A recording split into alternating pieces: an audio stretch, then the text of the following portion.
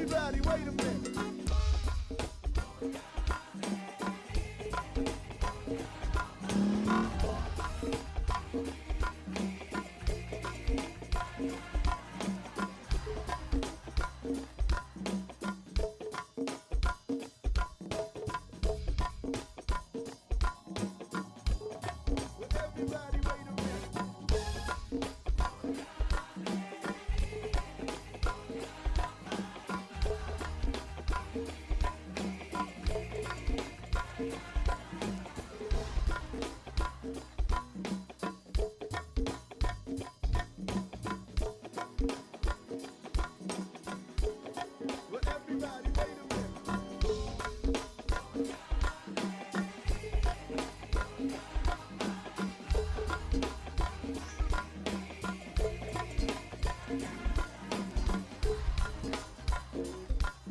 I mix what I like, what I like. I mix what I like is exactly where you want and need to be. I mix what I like, organic, vegan, soul food from your immediate diet.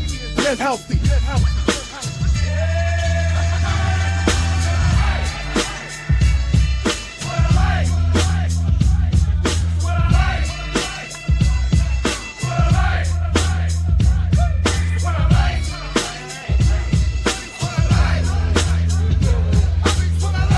I mix what I like, what I like. We're here on I Mix What I Like.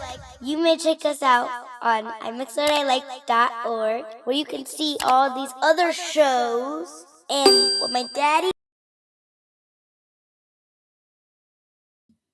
Yes. What's up, world? Welcome, everybody, back to I Mix What I Like live right here at I Mix What I Like. Again, I'm Jared Ball. Very happy to be your host. Please, as you do, come on in, like, share, subscribe, support the platform however you are comfortable doing. And put this in your socials. Let others know to join you. And good evening. Welcome. Or after, late after, late, something. Right off the top. Thank you very much for the super sticker. Truth in Universe. Character holding their head in their hands saying incredible. So I'm assuming that was the emoji. But thank you very much and welcome. Got what I hope will be a good time and a fun time this evening, this dusk, that will culminate in what I teased in the title, how the narrative around Black capitalism predicted the film Sinners. It's almost as if there's a science to society that can be studied that can almost tell the future. But speaking of which, I want to continue to promote as much as possible, since we have a little bit of time. Speaking of that film, please do join us on May 14th at 2 p.m. Eastern for a Black Liberation Media members, or patrons rather, live special with the review crew, plus guests for a superstar, star-studded, award-winning panel that will gather to discuss the film Sinners in a more complete and full review that is, I mentioned when I did my initial comments, or offered my initial thoughts, was on its way. So if you're not a member of the Patreon at Black Liberation Media, this is a great time to consider that. The link, if not already, will be in the show description, but for this show. But just want to encourage people so that May 14th at 2 p.m., Sinners will be judged. So come on through. No, it's not late. You're right. I am getting old.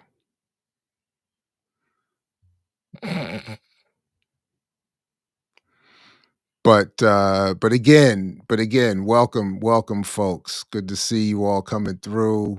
Peace, peace, peace.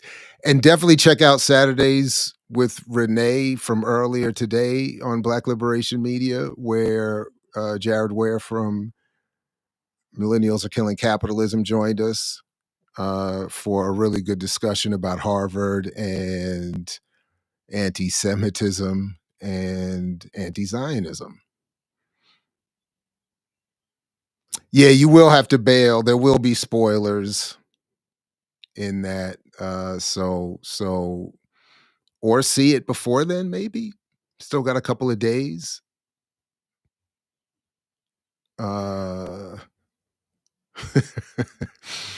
Dre Dre is even more rough on the film than I am. Every single thing about it sucks. But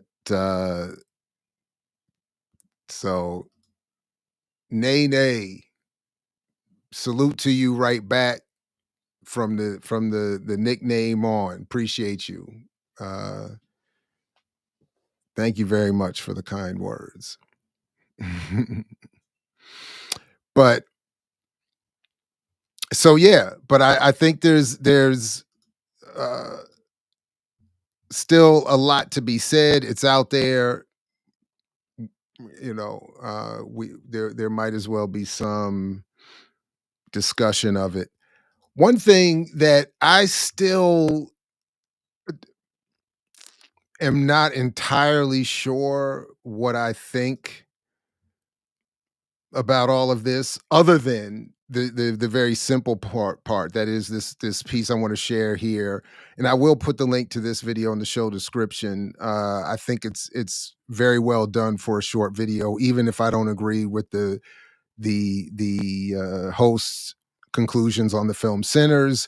And there's an aspect to this discussion. So the little bit of what I've seen related to this film, and is often the case, as it relates to the specific issue of the one drop rule, Hallie Steinfeld's character, you know, her real life sort of realization of the meaning of her identity, perhaps, or some. I think she said something about in one of the interviews I saw that the film, being in the film, helped her to learn more and come to terms to a certain extent with her own background. And I believe she has a grandparent that was of so-called mixed race heritage. So beyond the role she's playing in the film, there's, again, as I was arguing about some of the narratives, there are some of these things that spill over into, you know, beyond the film, obviously. So one of the many issues is the way the one drop rule is referenced, its meaning. How does it relate to today? How does it get interpreted today? And as is the case with the video I'm going to show, we're not going to watch, I don't think, any of it, but I just want to at least mention it. But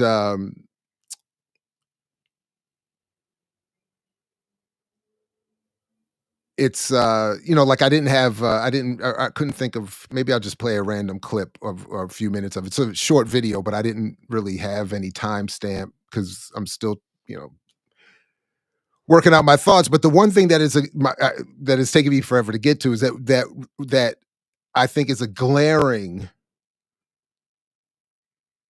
and persistent over time realization for me, is that the absence in all the discussion of one drop and who's black and how is this defined then versus now, and there are differences, is this question of what does it mean ultimately in terms of material relationships, to struggle, in terms of an analysis, to For me, I think what is important is where does the Black radical tradition play in the formulation of a conclusion for any one of any variety of backgrounds. And I'm much the same when it comes to issues of gender, sexuality, religion. For me, it always ends up coming back to whatever. And I have this metaphorical door that I see all of us walking into, and once in the door, through the door, not the nori door that Hassan Campbell's always talking about, not the nori door, but the door into Black revolution. And there's those of us with various one-dropnesses who walk in.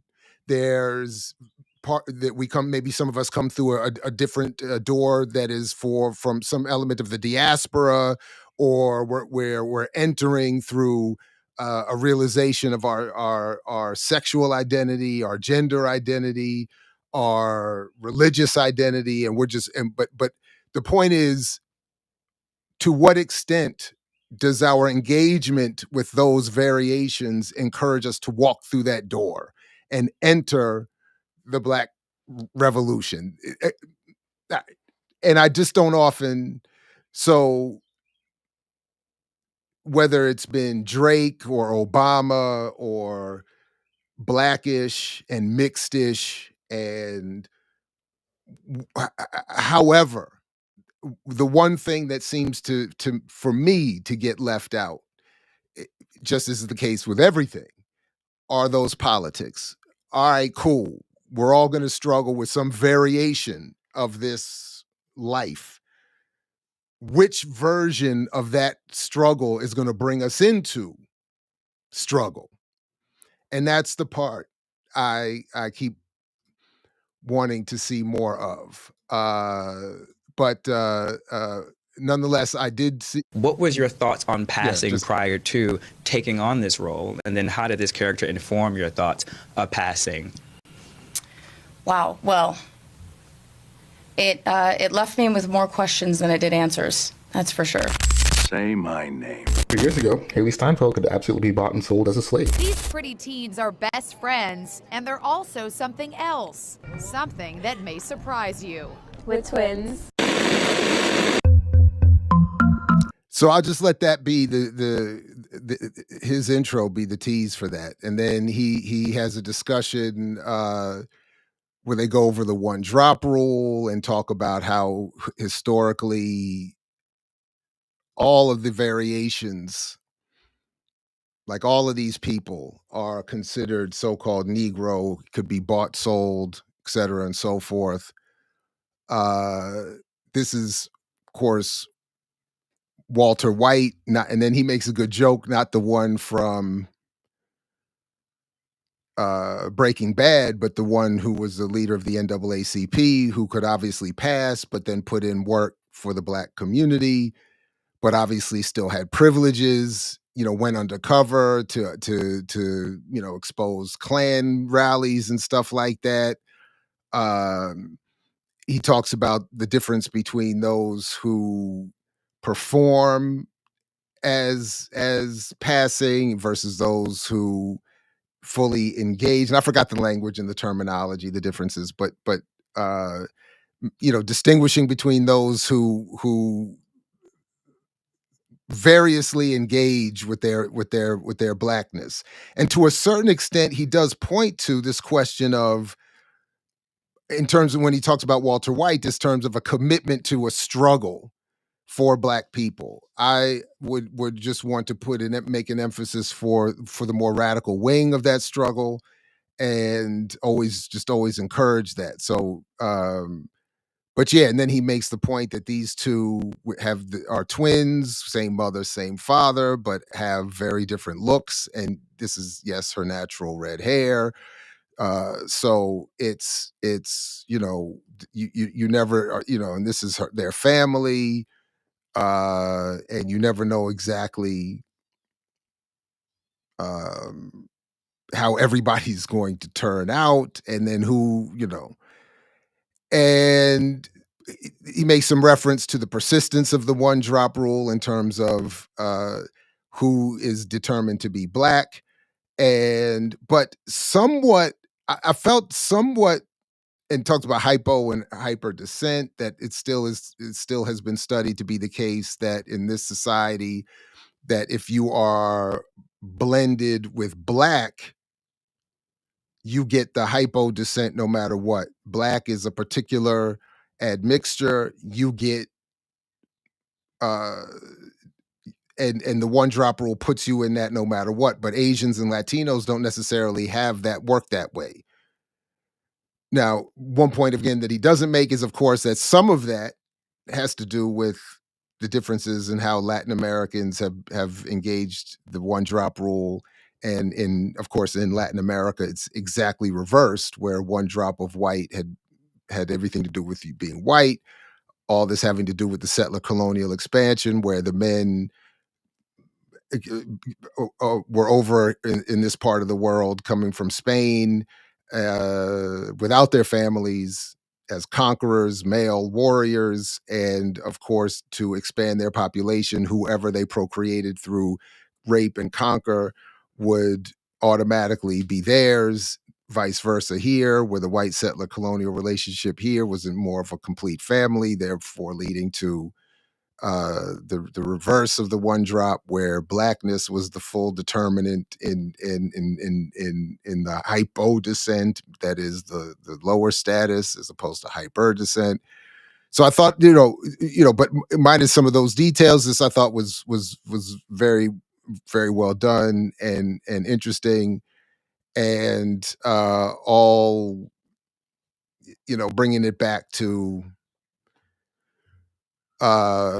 is Haley Steinfeld, how does she fit into all of this? And then he says, leave it up, obviously, lets his audience determine it in the. So I will, I'll leave the link in the show description. Folks can check that out. I just thought I thought it was interesting. And one of the many issues just sort of thrown out in the film that are left for us to figure out on our own and maybe project onto. So, but definitely May 14th, Patreon, Black Liberation Media, full review crew, plus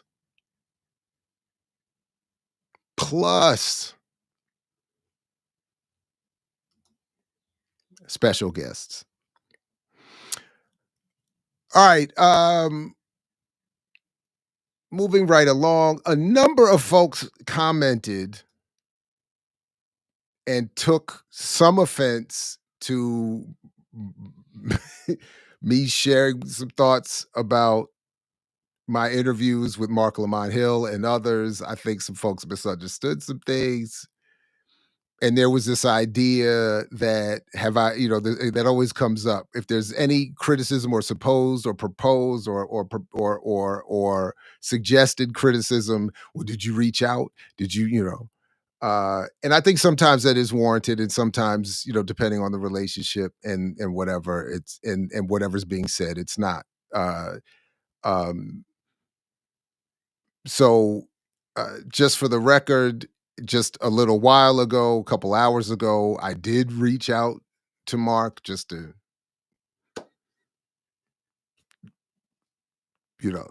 say, it's not that deep, but I, didn't want to increase any nonsense. And he's got plenty going on though, so I don't know when, if at all, he will see this. And but it's not like we have this relationship where I text or DM and it's like, oh yeah, we don't have, I mean, so but just so some of and may feel better about, I suppose, I have no problem reaching out and speaking with him. In fact, in some ways that was my point, right? So but yeah, he's got a lot going on with academics and the Budden podcast. So I can't imagine he would be interested in any of this right now. So, or maybe it would be a good break for him. Maybe it'd be a good break for him.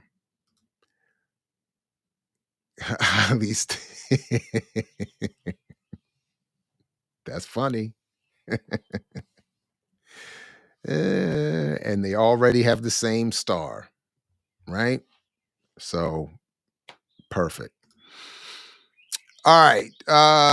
Okay. So all right. Now I know this is what you've all been waiting for, and unfortunately, we haven't scheduled the football crew's return yet.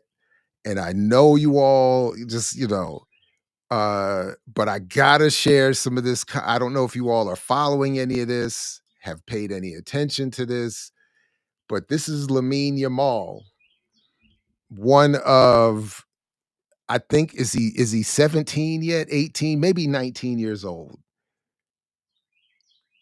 Brilliant young footballer for Spain and Barcelona. But for the Champions League, he's been rocking this blonde dude, right? And I've had a particular reaction to that, and apparently so have others. So from the website, I think it's in the show description already, the website at least. This article is from well, it's not an article. So this was the problem. They sent it to those of us who subscribe to the website Africa is a Country. They sent this out. The editor sent this out as a short commentary about the black blonde, a situation with LaminYamal. And so I just wanted to share it here, and I put a link, I think, or I will put a link to the full website, but I don't know if they will, or if this particular commentary will get there, because it again was sent to those of us, and I don't know why they would do this and not have a link for it, but anyway, as it reads here, recently Barcelona footballer LaminYamal, who plays today in the Champions League semifinal versus Inter Milan, and they lost, debuted a full head of blonde hair at the Copa del Rey final against Real Madrid. Each stage of the transformation was documented on his barber's Instagram, a common trend among fashionable athletes and their trusted team of personal grooming staff. Although the 17-year-old winger, I thought he was 19, but the new hairstyle triggered much fanfare in the press. Yamal's not the first footballer or person of African descent to explore their blonde ambitions. Just last week, the writer and footballer enthusiast Zito Madu tweeted that the urge to go blonde tugs at Black African men or men of African lineage like the Green Goblin mask. Among footballers with African heritage, going blonde is a seemingly rite of passage, an ancestral calling that echoes throughout the continent, reverberating to the furthest ends of the diaspora. It's a tradition upheld in professional leagues, youth academies, and amateur clubs where former high school heroes reminisce on scoring the winning goal that secured first place with their district. Some of its most famous ambassadors boast a who's list of former and current footballers, footballing stars. All right, here's a long list, including Mbappe, Paul Pogba, a lot of big time Balotelli, Neymar. Okay. Unsurprisingly, many of these players are forwards whose job is to dazzle and deliver. Going blonde becomes an extension of that flair, a visual cue that demands that we watch them work. For Black players in Europe's elite leagues, where every move is scrutinized and every misstep probed through a racialized lens, blonde hair is more than just a style choice, in an assertion of agency and a refusal to be flattened into a stereotype. In a sporting culture where conformity is often rewarded and individuality punished, especially for Black athletes, this kind of aesthetic experimentation carries a quiet, sometimes flamboyant defiance. When Cisse and Diouf dyed their hair blonde in the 2000s, they were often dismissed as metrosexuals, their self-expression mocked or exoticized by pundits and fans alike. Today, blonde hair has become an almost commonplace among Black players, a sign that what was once transgressive has entered the mainstream, even as it continues to gesture with unmistakable flair towards its rebellious roots. In some ways, the blonde-haired Black footballer evokes a broader cultural tradition among men of African descent, a lineage of stylist provocation that includes the conch, the high top fade, afros, cornrows, and dreads. This form of blonde ambition, negotiated through black players, signals a refusal to fade into the background, its identity as performance and performance as defiance. Strangely, the sight of Yamal also brought to mind another image of black blondes in the digital ether, the striking photographs of Melanesian children with naturally blonde hair that circulate on the internet every year. For the decade that I've been hopelessly online, these long-suffering kids have been held up as evidence that Europeans do not hold a monopoly on blonde hair. Their pictures are used to suggest that black people were perhaps the original blondes, the blonde blueprint, if you will.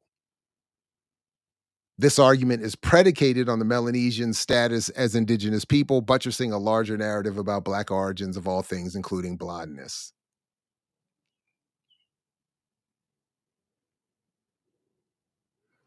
But what begins as a clumsy and misguided attempt at racial reclamation quickly veers into something more unsettling. Articulated within the global north, this brand of racial pride fuses the remnants of liberal identitarianism, a revival of race science, a strain of reactionary black nationalism, and the bizarre yet growing belief that black Americans have no ancestral ties to Africa.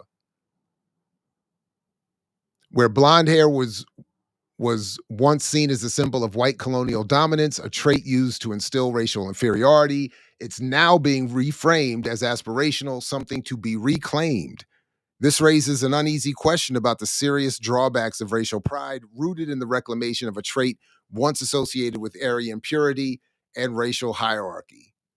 For some, it stems from what online scholars refer to as low racial self-esteem, namely a deep-seated insecurity that manifests in obsessive hostility towards whiteness, or the compulsion to retroactively render everything, even blonde hair, as originally black.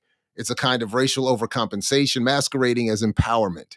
Moreover, it stands in stark contrast to the playful ease with which people like Yamal or Neymar, Pogba, and Balotelli have worn blonde hair. Their choices feel unburdened and untethered to the need for validation. When asked why he dyed his hair blonde, Yamal responded, "Deep down, I think it's to do stuff because I'm just bored at home."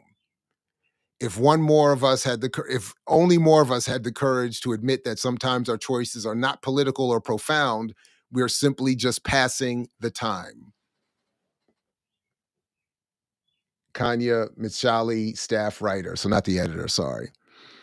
So this is interesting. Because initially I thought, this is great, because I was having that very reaction that when I see this, I'm always going towards what was being shared there about the tendency towards this is colonialism, this, that, and the third.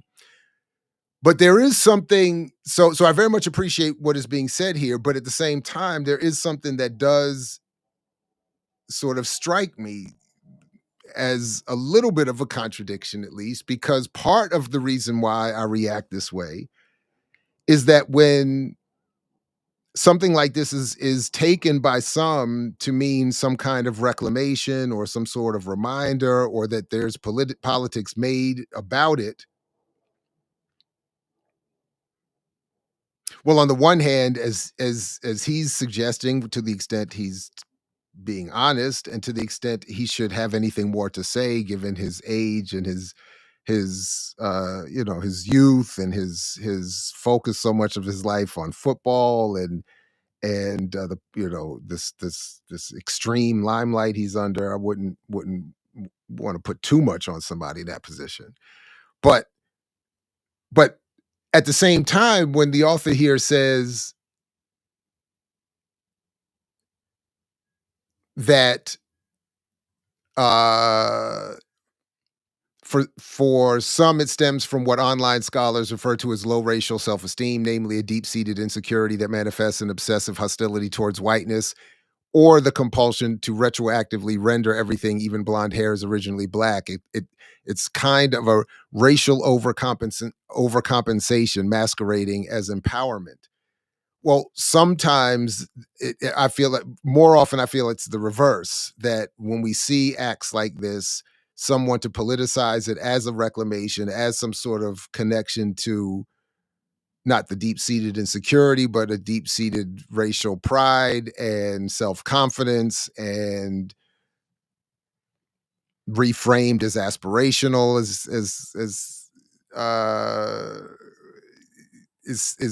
as the author suggests, is being done by some.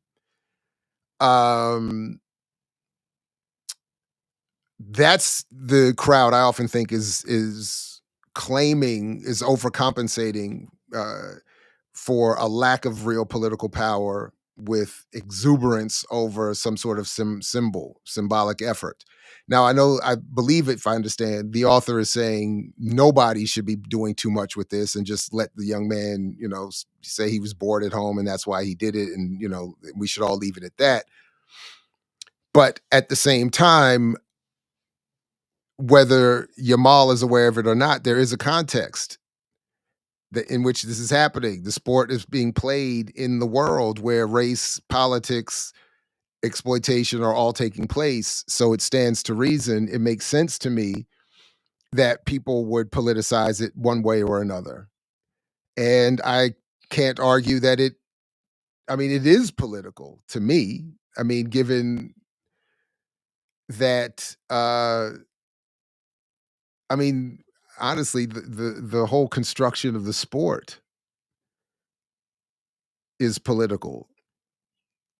The money, the ownership, its relation to colonial dominance, its use to maintain public opinion and control. I think, yeah, he is 17. Remarkable. It's crazy to think to see how good he is as a player at that age. So,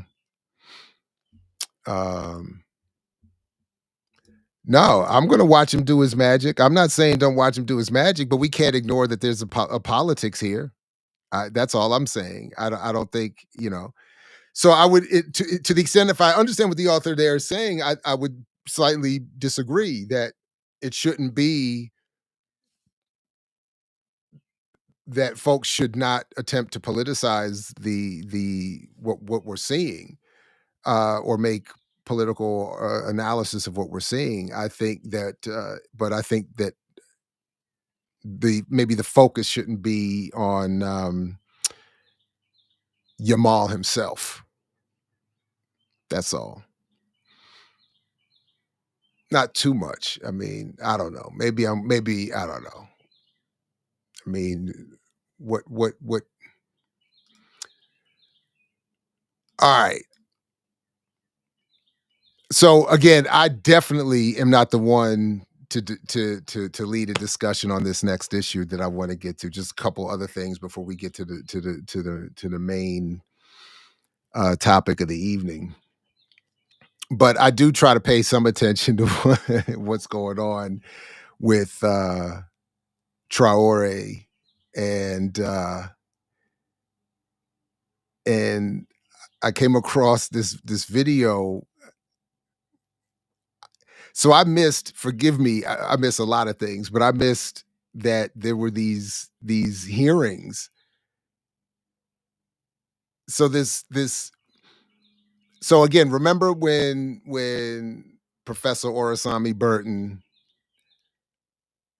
talked about the liberal counterinsurgency and the contradiction of the Trump administration attacking the liberal counterinsurgency?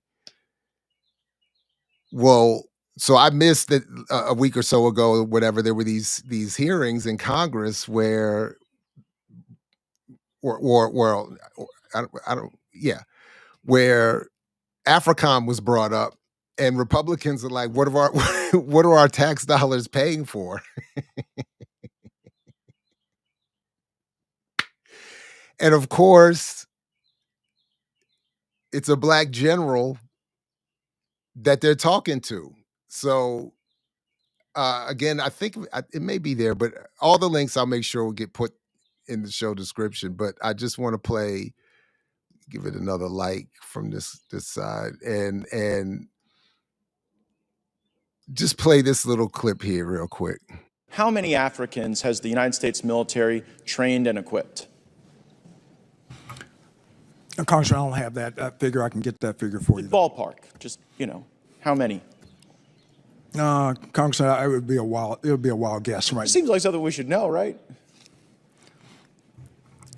Over the years, we have trained a substantial number, especially in the Gulf of Guinea states, but including Like more than 10,000? It is more than 10,000. More than 50,000? I'd say we're reaching around 50,000 at least. And what percentage of the people we've trained end up participating in insurrections or coups against their own government? Very small number, Congressman, very small number. So what percentage do you think? I'd say probably less than 1%. But it does happen. The IMET program is in force, and we've pushed a significant number through our schools across the and what data sets do you track to arrive at the conclusion that less than 1% of the roughly 50,000 that we've trained have participated in coups? Because it'd be like about 500, about 1% of 50,000. Congressman, you may have that information. I don't at this time, but I know. Well, I know there are some, right? Like go ahead and throw up that image. This is Colonel Mamadi Doumbouya. And this is a photo of him. Did we train and equip him? In Guinea? By name, I cannot identify that. Well, that guy in the middle with the big red hat, Colonel Mamadi Doumbouya, that's him with a bunch of U.S. service members outside of our embassy. And just months after this photo was taken, in 2021, he led a coup in Guinea and threw out the leader. Does that concern you? Congressman, core values is what we start off with in IMA programs. Do we share core values with Colonel Doumbouya? Core values. I will repeat that. Core values. Respect for humanity. Do we share those values with Colonel Doumbouya? Absolutely. In our curriculum. He led a coup? We do. Okay, well, that's a very telling answer. In Burkina Faso, did we share core values with the leader that we trained there who led a coup? It's in our curriculum. We stress core values. We request civilian-led governance. Wait, hold on. Is leading coups in our curriculum? Absolutely not. So civilian-led. My question is, do we share core values with the coup leader in Burkina Faso who we trained? Holistically, we teach core values with a respect for civilian governance, apolitical, and that's what sticks across a very high percentage in the 99 percentile. Right? But not everybody. And I wonder how many people it takes to plan a coup. I mean, initially you didn't know how many we trained and equipped. Then you said it was 1%. You had no basis for that 1% number because there's no data set you track. Mr. Chairman, I seek unanimous consent to enter into the record. Another U.S. trained soldier stages a coup in West Africa by The Intercept. Without objection, so ordered. And I further seek unanimous consent to enter into the record. U.S. forces trained the Guinean colonel behind the recent coup in West African country, and this is regard to Guinea. Without objection, so ordered. So I guess the question is, why should U.S. taxpayers be paying to train people who then lead coups in Africa?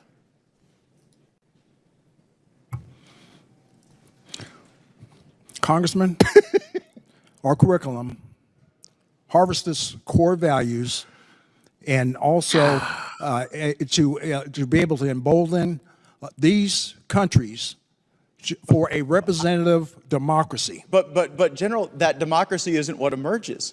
The problem is, I know you may have great confidence in what you're teaching, but when two governments have been overthrown, I guess how many governments have to be overthrown by people we train before you sort of get the message that our core values might not be sticking with everyone? Is it 5 countries? 10?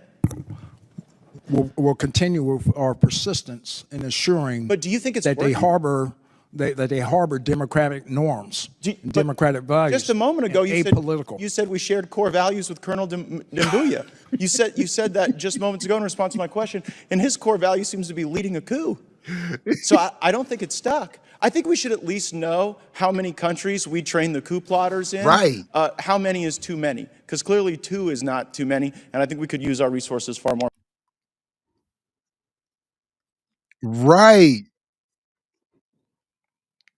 So that was from March of I think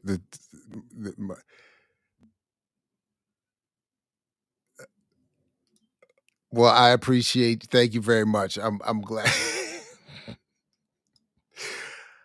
Listen.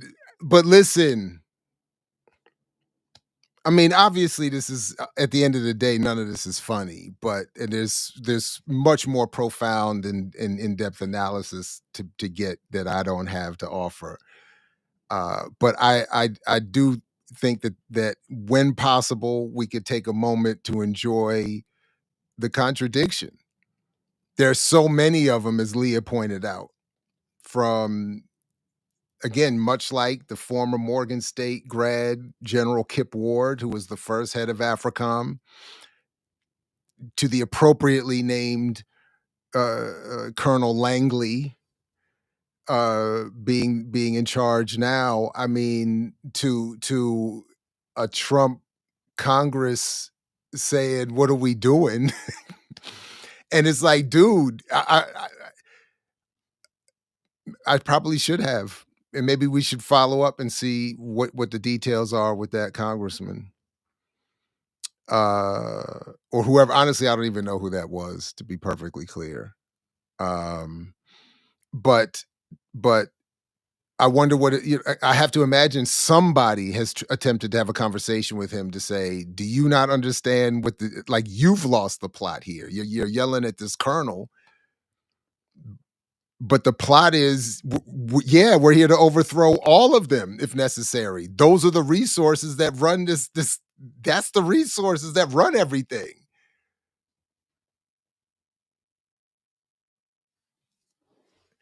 No, you're right. It's posturing. But still, it just comes across as somewhere in that video, he says that Traore was not. There's no evidence that technically Traore was trained by any U.S.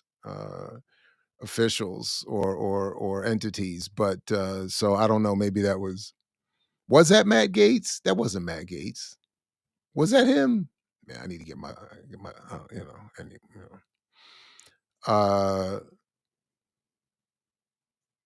why doesn't the black general know the names of African? I don't know that he doesn't know the names. I mean, he's on some level he's got to be thinking,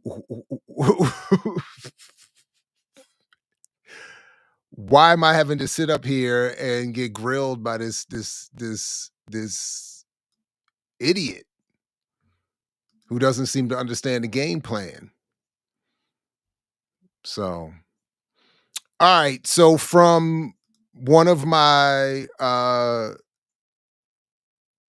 least favorite Africans in the world to one of my favorite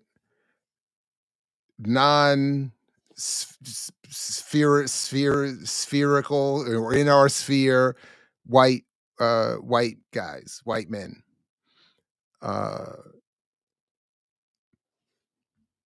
Speaking of me needing to know my whites, sorry. As I've joked with my own children, there's really only one. There's only one you're responsible for. Oh, that's funny.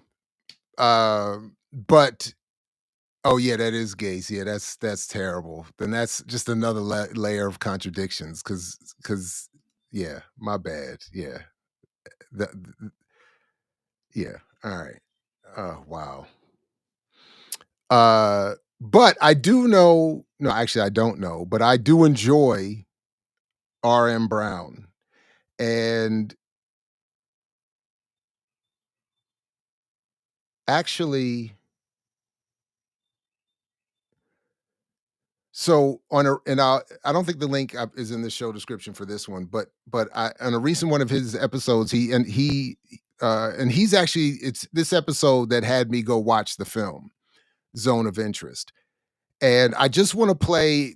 I put together a quick little composite that puts a clip from his video with a soundless sped up version of the final scene of Zone of Interest. So it is not a spoiler for me to share this, although it does reveal the final scene. But I don't think this would qualify as a spoiler because it just there's so much of the film. But if you do want to step away for a second and come back or whatever, please feel free. But I just want to play this little clip of what RMBrown is saying about this last scene that has a lot to do with why I wanted to see the film and why I like the film so much and why I also don't like museums. So as I pull this up, please do like, share, subscribe, support the platform however you would like. Please put this in your socials. Again, May 14th, 2 p.m. Eastern, Patreon of Black Liberation Media for the review crew, discussion of Sinners. But okay, is this the... So, okay, here we go. Let me play this right here.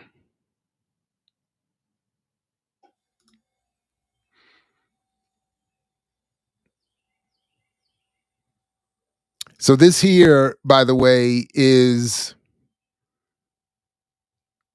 is the scene. Again, there's no sound, and then you're going to hear RM join in a second. But this is the Rudolf Hess, who in real life was hung after the Second World War, largely because of his being responsible for the death of, they say, up to 500,000 mostly Hungarian Jews, which is just wild. So for some reason, for however you want to interpret it, you see him getting sick a little bit here. And then, all right, here we go.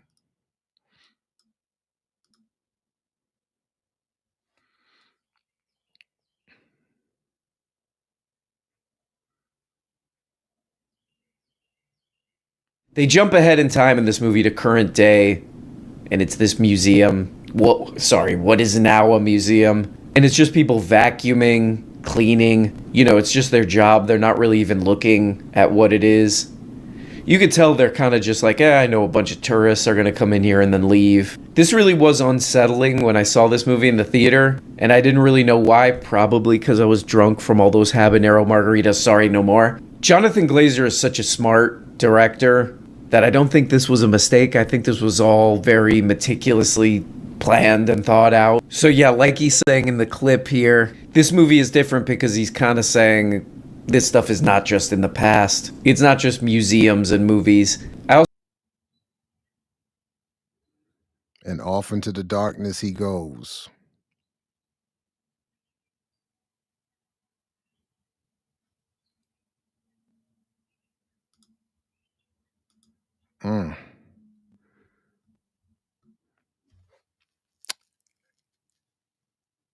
And again, I encourage people to watch that film. I think, and I forgot where I was asked, but I think my wife and I were talking about it. But I can't help but, especially given all the attention being paid to Sinners, I can't help but juxtapose the two, and also with the film Conclave, those, because I just saw all three very, and it's not that I'm against, it's not my favorite genre, but it's not that I'm saying I'm opposed to the use of horror or thriller or whatever.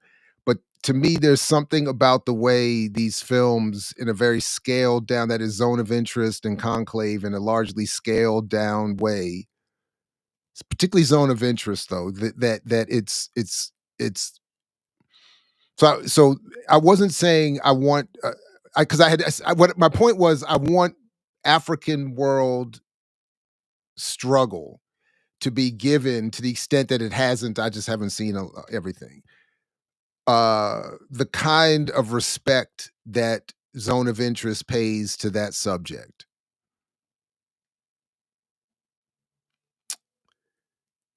and the way they expose in a kind of different way the evil of Nazis without having to make us sit through the suffering and the abuse of Jews. Because I often feel like we see, in terms of the African experience, a lot of African bloodshed, a lot of African suffering, and we see very little, despite what some have said about sitters. We see some white folks get shot up there. We rarely see that. So I see why some would give Kugler credit for that. But the real horror, anyway, so I was saying I don't want to replace Zone of Interest in terms, I wouldn't want enslaved Africans, I wouldn't want white slave families to be the center of a story about the enslaved, and we don't see the Africans in the way that this movie disappears the suffering of Jews. Not to disrespect it, but to background it. The way he backgrounds it is really, it's in many ways very powerful. What I am saying, I want films that, without giving us just a bunch of decentered from the story violence and bloodshed, or just, gratuitous jump scares and all of that. I want to see African radicalism depicted in a way that centers the story and not just hype and spectacle. I don't know, somewhere in there is my point. But regardless of the comparison, even if you just take away the comparison, I think Zone of Interest is a great film. So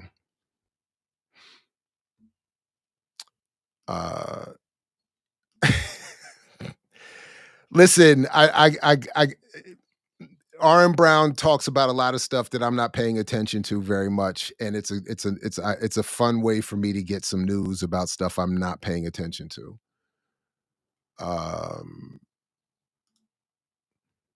Zone of Interest is so much more compelling than what they were trying to do with the other movie they got mad at, which capitulated to colonial power, sadly. I just thought it was so well done. And the woman that plays the I forgot her name, but she plays the Nazi dude's wife in a very compelling way. She's also in that movie Anatomy of a Fall, which I also have seen recently, which I would also recommend, which is pretty deep. And I don't know if she did it or who did it. I think I watched the movie twice.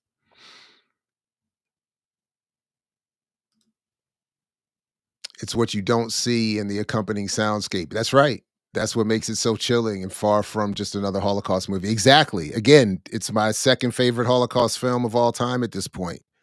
And Defiance, again, is just always going to be number one because they show guerrilla warfare, Jews fighting in guerrilla warfare. Now, if we're going to do bloodshed, that's where I'm at. But that movie, Zone of Interest, I'm definitely going to see it again at some point. I think it's yeah. Okay, all right. Let me but that's also sort of what, oh, by the way, I forgot one part about what I'm saying about the museums. By the way, this point that he's making about the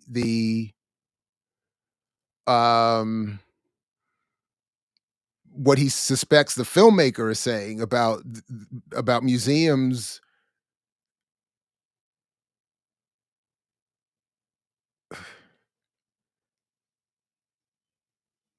In my way, the way I see them, at least, and the way I interpreted, and what I appreciate about what Brown was saying about that, with his speculation about the filmmakers, the concluding scene there, is that the way, and it goes back and forth. So it takes you from the extended focus on on the other side. Like you only see the planning and the discussion of what happens in those gas chambers and what creates all the shoes and the clothing. And then to see workers just coming in, like it's, you know, and people are going to come see this. And then, and especially right now, while people claiming as a response to this history, the performance of genocide on Palestinians, or the idea that some form of this atrocity could happen again, or would happen again, or is happening somewhere else, which is more likely the case. So I can't help but just make some of these comparisons. So because it comes up so often, I just, for whatever reason, just looked at the National Museum of African American History and Culture, at the leadership of this museum that so many are, that I am on my quiet boycott of. And what so many, I did think it's interesting that that Shanita Brackett, the acting director, has this Walmart assistant director, visitor and guest services connection. I thought that was interesting, but she's not the. But I'm saying that again, one of the reasons why I just don't want these museums is because the community in question is not healed. And then here we go, and this is sort of we could say it's like again, foreshadowing for the next conversation or next couple, but Kathy Hughes,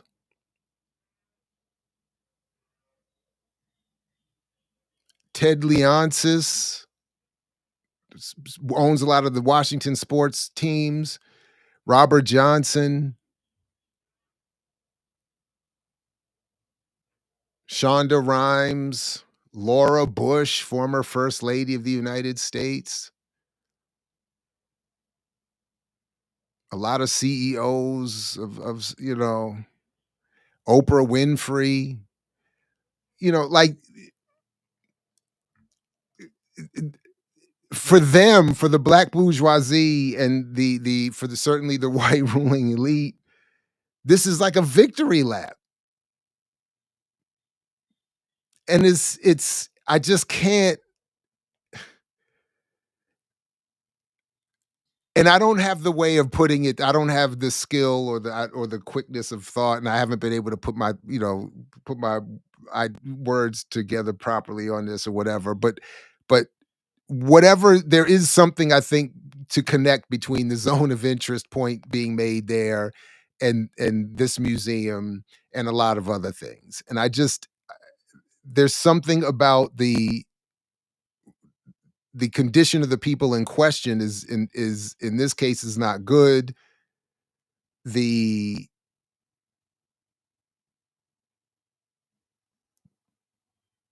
people presenting this to us represent a politics that is, again, wants this to be a victory lap. Like there's been a completion of the struggle. There's been that this will advance the struggle. And in the end, it's really just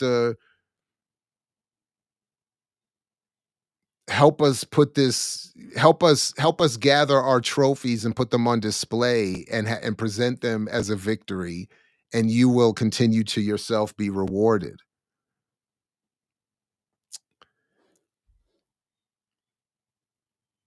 And meanwhile, and again, right down the street, even, you don't even have to go far.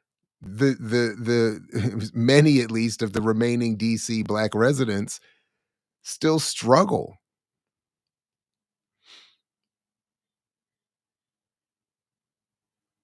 And it's kind of funny. The distance Black people will now have to travel, the distance DMV Black residents of the DMV will have to travel to get to that museum is going to get ever farther, longer,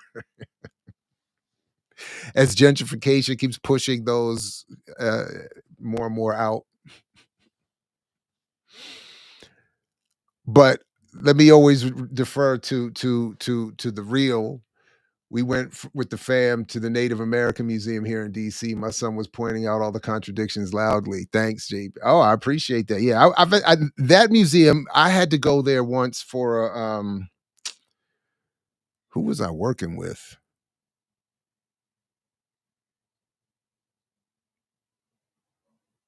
It was some project.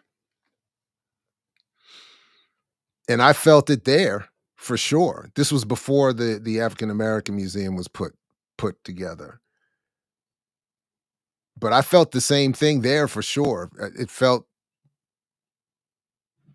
this is supposed to, who's supposed to feel good about this? It's a beautiful place. You can learn about all these, see the artifacts of the conquered, you know what I mean? It's like, but what is it? Indigenous people live off $2 a day for the most part. And you're supposed to feel good about this museum? I was like, oh, man. So I'm increasingly more hostile to them. So,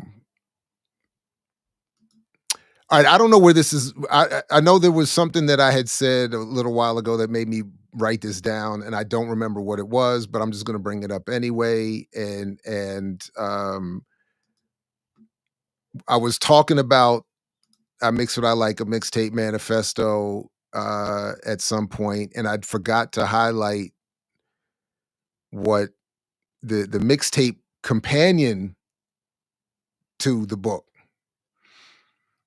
And the audio is still there. So I can put the link in the show description again, but it is at imixwhatilike.org. And if anyone is interested, and you can I mix what I like. Hear that old, this classic mixtape that was meant to accompany somewhat the book itself. So, all right. I don't remember if there was more that I was supposed to say about that. So we'll just keep it moving. All right. Shout out to Eve and others who send me these things. So let's check a couple things out. And again, please like, share, subscribe, support the platform. Got a couple more. Let's see, couple more kind of fun things to get to before we get to the main topic. So little bit running slightly behind here, but let's has become the aspiration. Today I want to talk about the death of counterculture and the sellout society. In the 60s and 70s, punk, hippie, early hip-hop all began as direct challenges to mainstream culture and capitalism itself. As within the movements, right up until the 90s, there was one insult that stood above all others: don't be a sellout. The argument being that commerce poisons the well of artistic expression and leaves your vision forever compromised in favor of marketing to conventional tastes. But now the script has been flipped. As soon as a counterculture reaches any level of societal popularity, it's immediately turned into an aesthetic to be packaged and sold. Now this has been happening since the 90s, when MTV recognized that nothing plays better on MTV than a protest against MTV. But it's been supercharged by algorithms. So I was asked to watch this because they were saying it was something interesting without some of the politics, I think was the note, something like that. One thing I like what is going here because it fits with my iron triangle argument that you can't be rich, famous, and radically political at the same time. But I disagree that it started or there was some turning point in the 90s. This is almost innate to probably all empire and probably all societies for that matter. But it's certainly innate, and in particular as it relates to Black cultural production to this country, that is, whatever gets created is immediately co-opted and turned into product marketing and something that will serve existing power. But okay. Algorithms. With everything visible, trackable, scalable, the path from outsider to influencer has never been more streamlined. The game now isn't to remain authentic on the margins, it's to leverage that authenticity just long enough to get your brand deal. Selling out is just cultural common sense. It's no longer an insult, it's proof that you made it. The highest compliment is that you successfully monetized your influence. This is a bona fide classic of capitalism. We don't need to defeat counterculture, we can just absorb it. Now, I think it's important not to be judgmental towards any individual that does this. Extreme cost of living pressures has made it incredibly difficult to live on the margins. And even much of the counterculture of the 60s and 70s came about because the subsidization of higher education allowed a much broader class of people to come together and explore alternative ideas for how to organize society. But now that the floor's dropped out, you've got to figure out how you're going to eat first before you start a revolution. But where does this leave us? With counterculture suffocated at point of origin, how are new ideas supposed to take root? And is there even a way for them to grow while resisting aestheticization? Later this week, I'm going to talk about how brands fueled the death of counterculture, whether there's a way out, and where the responsibility lies. No, it was the big myth.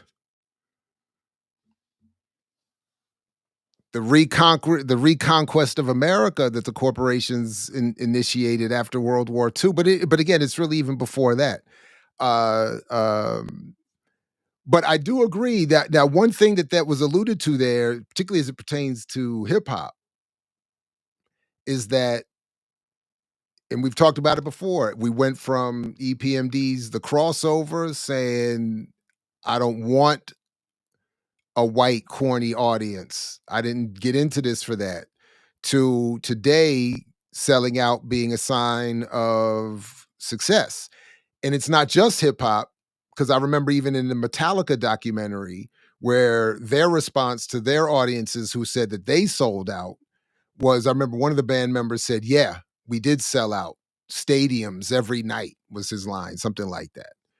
So it is something but obviously the relationship of the two communities is not the same. So, but in general, the ability to turn on its head the idea of co-optation and selling out. I will say this is why my argument is, even as much as I'm sitting here on YouTube, we're not going to use YouTube to create a countercultural revolution. I don't believe, if that was ever possible, that it's possible now. To the extent we're engaging these spaces, it should be to have a little bit of fun, but to encourage people towards certain ideas, or to create content for a public sphere we're all trying to exist in, and to encourage ourselves and our more active and organizational elements to be spurred on, and to have space to be heard and build, et cetera, and so forth. But the idea that we're gonna I'm gonna edit the video that's gonna I'm gonna do the interview that's gonna No.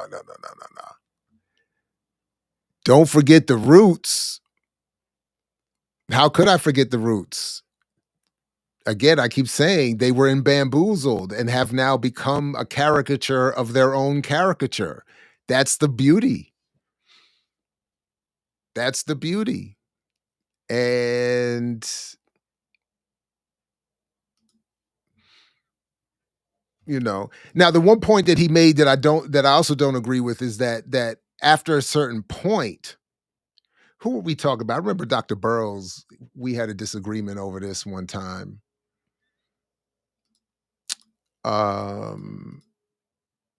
When he was defending some writer, as he's always wont to do. He's always trying to defend some writer. And I was saying, they didn't need to write this nonsense. And he said, but they do, they have bills to pay. And I said, but we're talking about a well-established writer, not someone starting out fresh out of grad school with bills. Well, everybody's got bills. But I was saying, this is somebody who's got a career. They were already teaching at an Ivy League institution. The idea that they needed to produce this level of what I was saying at the time, garbage, come on. So there are levels to this. Not everybody is in a situation where they're so desperate that they have to capitulate to the complete, most full level. But in general, I agree. The only reason to point out individual behavior of anyone is to, I think, to demonstrate certainly the only good reason to focus on individual behavior beyond some petty fun is to point out how the structure encourages that behavior. I would think. So I just happened to see just to keep it moving here a little bit. I don't know if you all saw this from Eve Smith at Naked Capitalism. Predictive policing AI is on the rise. Making it accountable to the public could curb its harmful effects. Again, now speaking to petty, this for me, I'm only bringing this up to be petty and say for my ongoing indirect argument with folks about technology, AI and technology. Remember Van Jones and everybody saying, if we get into it, if we get in with AI, we get rich and black wealth and generational wealth, and technology doesn't change societal relationships. So here's AI, being used to minority report, pun intended. In 1999, blacks and Latinos made up 50% of New York's population, but accounted for 84% of the city's stops, that is, stop and frisks. Those statistics have changed little in more than a decade. According to the court's opinion, between 2004 and 2012, the New York Police Department made 4.4 million stops under a citywide policy. More than 80% of those stops were black and Latino people. The likelihood of a stop of an African-American New Yorker yielded a weapon was half that. So 80% of those stops were black and Latino, but the likelihood of a stop of an African-American yielding a weapon was half that of a white New Yorker. And the likelihood of finding contraband on an African-American who was stopped was 1/3 that of white New Yorkers, which should suggest that the 80% should have been flipped to catch all those dangerous, drugged up whites.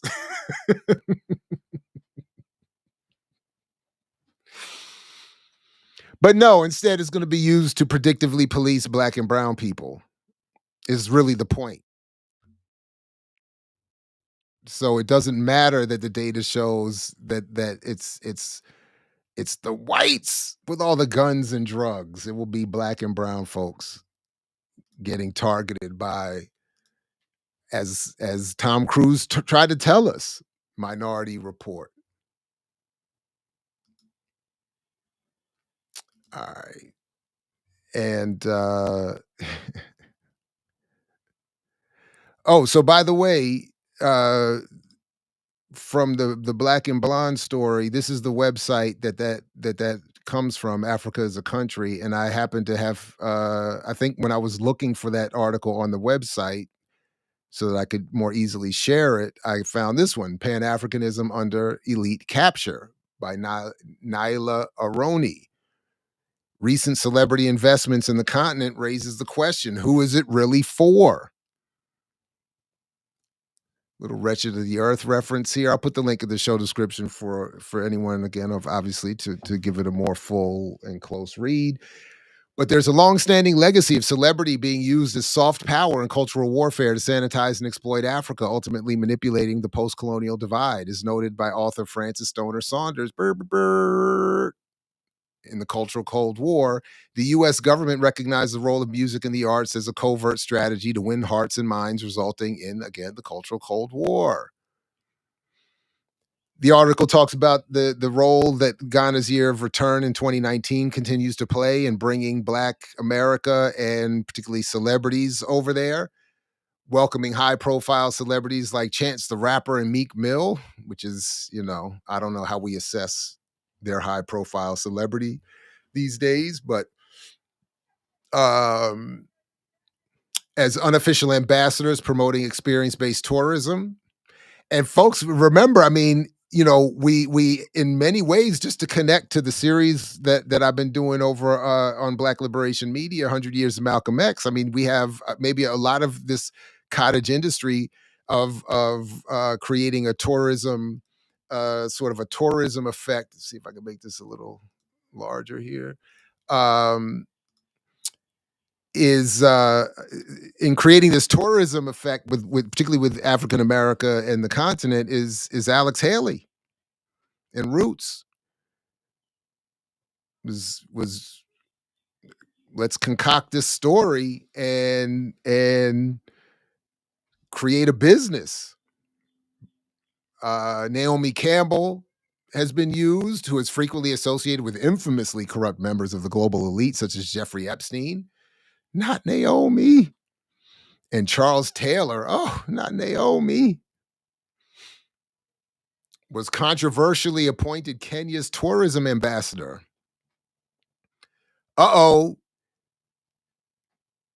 Idris Elba, advocated for building Africa's film industry, was allegedly awarded over 80 acres of land in Zanzibar by the Tanzanian government to construct modern film studios during a political context where political freedom is critically absent for Tanzanians, especially those arrested on petty pretenses such as using strong words when simply criticizing President Suluhu Hassan. Wow, Zanzibar is beautiful. I did get to pass through there once upon a time. 80 acres of land. And again, remember, I got that ambiguous Arab pass. I got the local fare. I got the local cost fare to get over there.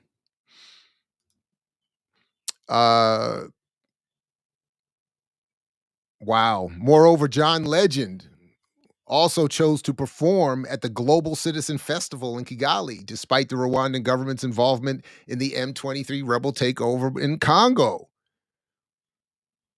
In defense of his decision, Legend said the following: I don't believe that we should punish the people of Rwanda and punish the people of other countries when we disagree with their leaders. I know John Legend has a lot of fans. He's a talented dude, but it is kind of weird to think of I think it must be kind of weird to think of somehow your absence as punishment. Disappointment, maybe, but punishment? While it's certainly true that not all Rwandans support their government's political choices, cultural boycotts have proven to be highly significant in holding oppressive regimes accountable, such as the boycott that led the apartheid South African government's exclusion from the Olympics. Not Kelis is the latest celebrity to venture into East Africa, purportedly under the guise of sustainability.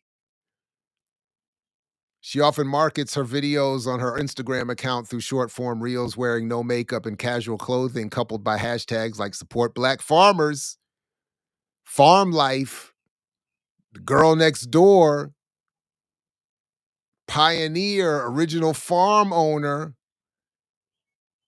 But amongst her detractors, she's quickly being labeled a neocolonizer as a new ambassador, tourism ambassador for Kenya.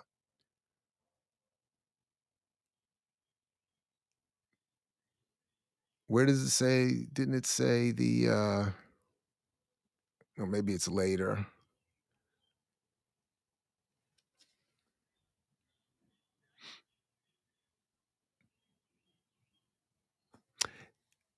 The exact whereabouts of her farm are unknown, but she's likely in an area originally inhabited by the Maasai. That became a significant area for colonial development in the 19th century. At present, the remnants of settler colonialism persist, as the area is now characterized by vast floriculture farms owned by white settlers. But Kelis is in the neighborhood, and we know how that works. Maybe she's on a mission. And because Kelis, listen, everybody, we need to recognize what she's doing. She is demonstrating she's going to ungentrify this white settler colonial spot in Kenya, because we all know how it works. As soon as the Black family shows up, She's going to create white settler colonial flight, the likes we have never seen. Regardless of whether the land was legally available, the concern remains that these celebrity acquisitions reinforce existing patterns of wealth accumulation and land concentration. New wave gentrifiers, or new wave of gentrifiers. How sustainable is Kelis's new business venture when this land and resources could be maximized to achieve food security in a nation where more than 13 million lack secure access to food? That is just, I mean, this is crazy. Beyond material consequences, these celebrities also aid African governments to craft a progressive aspirational image that conceals deep-seated class inequalities and the dire material conditions of ordinary Africans. Here we go. African nations become idyllic homelands, fertile lands of possibility, sanctuaries from the racial injustices of the West, and places where lost ancestral connections can be miraculously restored. Rwanda, it feels like a utopia, like Wakanda, truly stunning, so lush and beautiful. The people here, said Kelis in the caption of one of her other Instagram reels, captured on a hill overlooking vast farmland. Wakanda, wow. The reel feels reminiscent of a scene from a modern Out of Africa remake, bringing to mind Black feminist historian Jade Bentil's coinage, Wakandification, to capture the process through which Africa as a product is reimagined to serve the interests of representation, nation, and capital. Now, again, I'm not trying to stay, this was not done intentionally to keep coming back to it. But remember where Wakandification ends up coming from and how it got presented at this mass universal scale. Your boy Ryan Coogler of Sinners fame or refame. Even at the height of the Pan-Africanist movement, however, there were noted tensions between these expats and indigenous Africans, as noted Saidiya Hartman's Lose Your Mother, where she notes how Ghanaians resented expats for occupying land and presuming to know what is best for Africa. And I know how some people feel about Saidiya Hartman. I'm not trying to start it up again. Just reading through this article. But as I sort of pointed out even earlier, like I just learned the other day, the breakup of Sam Cornish and John Russwurm of the Freedom's Journal was over the repatriation issue.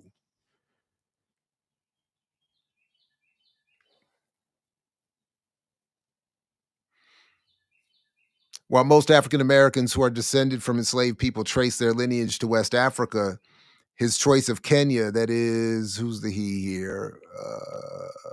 Who is the he? My bad, I lost track of who the he is. Nyerere? No.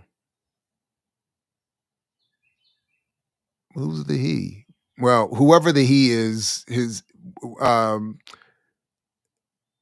was it Du Bois? No, because he set up. Oh, it's just one U.S. citizen who has lived in Kenya since 2008. Sorry, petitioned for recognition as a Kenyan citizen. And though most Black Americans go back to Ghana or West Africa, because Kenya has the Abuja Proclamation, a Pan-African declaration sponsored by the African Union in 1993, which calls African states to grant entrance as of right to all persons of African descent and right to obtain residence in those African states if there is no disqualifying element on Africans claiming the right to return to his ancestral home. So I'm sure this has not been used and is being demonstrated in this article, used in the way that we would want, but I think underlying that idea, I appreciate that sentiment. But African nations such as Kenya, Tanzania, and Rwanda, where tourism is central to GDP, are likely to begin marketing themselves as relocation destinations for the Black diaspora. or the black bourgeoisie. Given the circumstances, it is easy to direct anger towards the incoming communities of black expats who seem to be reaping the benefits of this current incentivized hierarchy.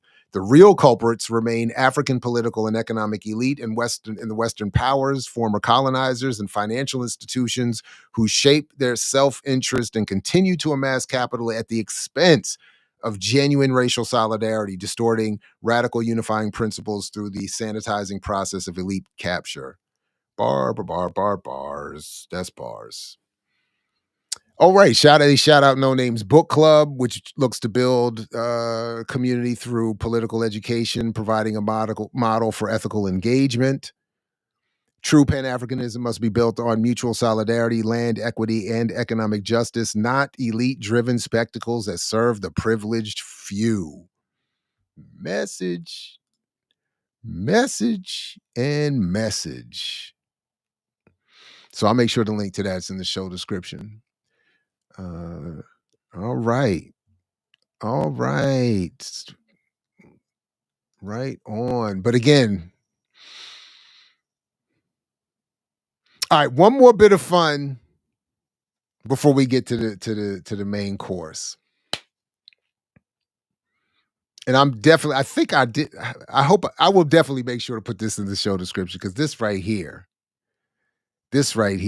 So I almost, for a couple of other reasons, specifically, actually the book chapter, and I wanted to revisit this classic here for a little bit of fun. But now I can share this as a prelude to what I'm about to show you, which is for some real fun. But just as a quick little reminder.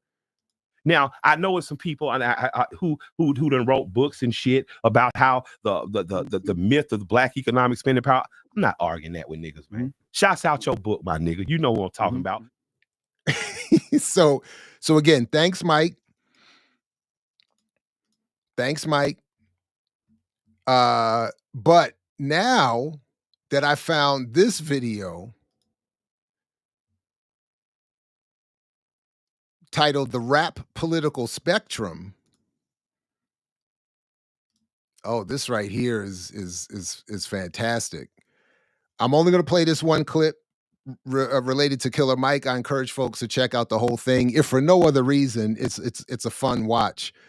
But I think there are some really important points being made in terms of where are people's politics for real. So let's check this part out here. From That Dope Shift, the Rap Political Spectrum. What make my parents happy? Killer Mike's voice was the sound of leftist hip-hop. So how did the torchbearer of leftist hip-hop all of a sudden go from this? I know that the only person that my logical, beautiful black mind will allow me to vote for is Senator Bernie Sanders. And I want to tell the other side, I know from going around and shaking hands and hugging these beautiful black faces in South Carolina, that goddamn firewall got a crack in it. To this. And to her, there was a study that was done recently about left-wing authoritarianism. And you can't let your fair and equitable thoughts become totalitarian. In recent years, the public face of Killer Mike has taken on a strange double exposure. On one side, Grammy-winning artist, decorated hometown hero, pillar of the Atlanta community, and on the other, a figure wandering into ideological territory that seems to contradict the very spirit that fueled Run the Jewels' rise. Run the Jewels, the rap duo comprised of Killer Mike and LP, have consistently embedded leftist ideals into their music, activism, and public persona. Their lyrics often confront systemic injustice, particularly in the form of police brutality and state violence. Beyond racial injustice, Run the Jewels also explored themes of economic inequality and anti-capitalism. The brilliance of Run the Jewels is that they give it from the lens of both a black and white man, which was something refreshing in hip-hop. Their 2020 release, Run the Jewels 4, served as both a cultural movement and a call to action during a time of mass protest. But before we could even say fight the power, Killer Mike appeared on NRA TV, a right-wing pro-gun platform. The move began to reveal his true colors, and it wasn't blue. All things trending, and we are starting with Killer Mike's controversial interview that he did with the NRA. Now, here's the tweet that they tweeted out just this weekend during the time of the march in Washington. He says in an interview with them that he had just last week, I told my kids, if you walk out that school, walk out my house. We are not a family that jumps on every single bandwagon. And now he's apologizing. Take a listen. I did an interview about black gun ownership in this era. That interview was used a week later by NRA TV to disparage a very noble campaign that I actually support.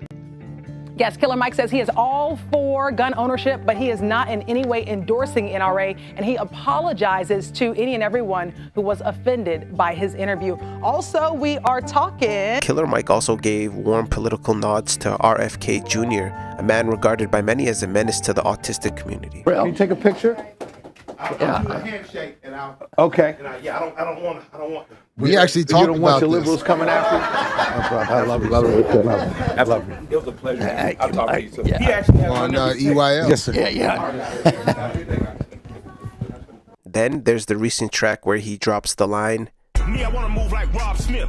Fuck that rapping trap shit. I'm a landlord, bitch. Pay rent. Pay rent. Pay rent. what feels different now is not that Mike doesn't fit into liberal And Rob orthodoxy, Smith, of it's course, that is he no longer seems to the challenge black billionaire and real estate. If I'm right, is it real estate that he? No, I think I'm getting him confused with. I think he might be tech, but anyway, but he's one of the few black billionaires that is being referenced. challenge power, but increasingly to sit beside it and smile. It seems like in all actuality, Killer Mike leans into traditional Southern conservatism, and for fans who once saw Killer Mike as a fearless mouthpiece for the marginalized, it feels like ideological whiplash. What feels different now is not that Mike doesn't fit into liberal orthodoxy, it's that he no longer seems to challenge power, but increasingly to sit beside.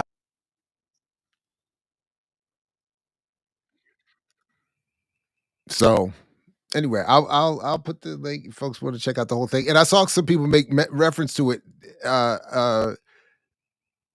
It's not so much.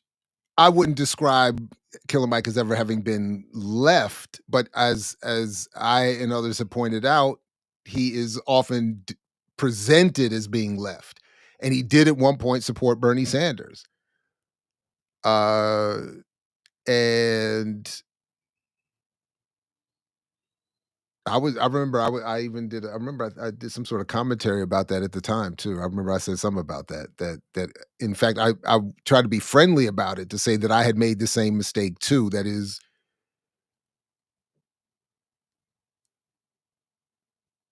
being I can't remember exactly what it was, but I was trying to point out that Bernie wasn't really it. That was the point. But the point really that I'm getting at is that Mike was presented for a long time, and still is, as a progressive voice, a left voice. And now, as that video points out, he was never, of course, where actual radicals were, like in terms of the presentation musically and culturally, like Dead Prez or something like that. But he's certainly presented consistently as a progressive voice within hip hop and Black America. So, but his politics are not. Now, which is a good segue to the centerpiece of what I wanted to get to tonight, which is, and again, this has been very weird to revisit this work in particular, in light of what had been for so long my criticism of the author for his work on Malcolm X. But as I've continued to argue, I just don't think that I despite what Russell Rickford even said, I just don't feel like Marable's that we got a fair depiction of Marable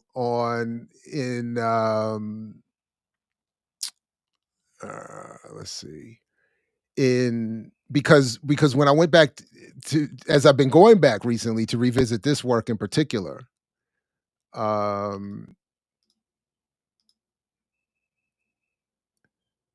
the how capitalism underdeveloped Black America,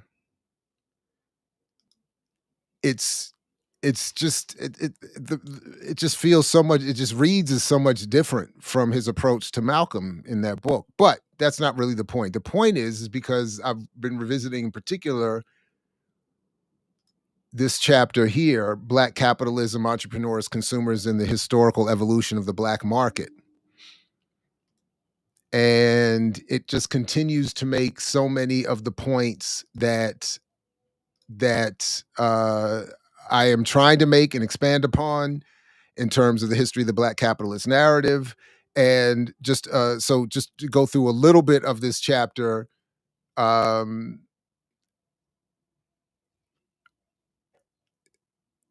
it's really good. But essentially, of course, what he's showing in this chapter is that Black capitalism had emerged out of a certain economic, social, and political context. It has adhered because of a particular social, political, economic context, and it is, in fact, mythological. And more specifically, it is harmful.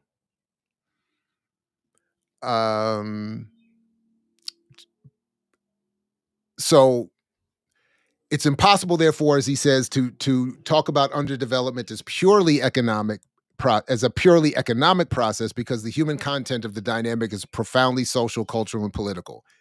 A decisive component of this underdevelopment process within the periphery is the non-white elite. And again, I'm not going to do the chapter justice, a little bit being too quick with it here, but I think drawing out just some of the key points is really my goal, and I still think very important. The elite was a product of capitalism, colonialism, and imperialism. Its activities reinforced the process of Western capital accumulation and the underdevelopment of the African masses. So whether we're talking about the continent, the diaspora, here in the United States, this elite, this Black bourgeoisie, is a product of capitalism, colonialism, and imperialism, and that's always a good place to start. Of the many contradictions created by this reality is the fact, as Marable points out, that relative certainly to the rest of the Black population, segregation and absence of radical movements in politics and the myths that have evolved around them all benefited the Black elite. And all, to a certain extent, and one of the reasons why we hear a lot of the argument around buying power, Black capitalism, etc., and this idea, even as is being discussed with sinners, although this is not the prediction I said is we're going to see in a moment, is that ownership is freedom. All of this emerges in a certain context that Marable summarizes in this chapter, I think, very well. The Black business person is the linchpin of underdevelopment and capital accumulation within the Black community. And I think it's important the way he wrote this. The Black business person is the linchpin of both underdevelopment and capital accumulation. Because remember, as this book is itself a subset, as Marable says himself, of Rodney's underdevelopment of how Europe underdeveloped capitalist, how Europe underdeveloped Africa.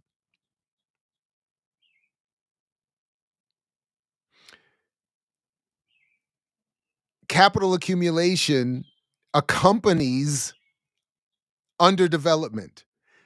So even that sentence alone explodes so much of the mythology around this idea that Black business is something good for the collective.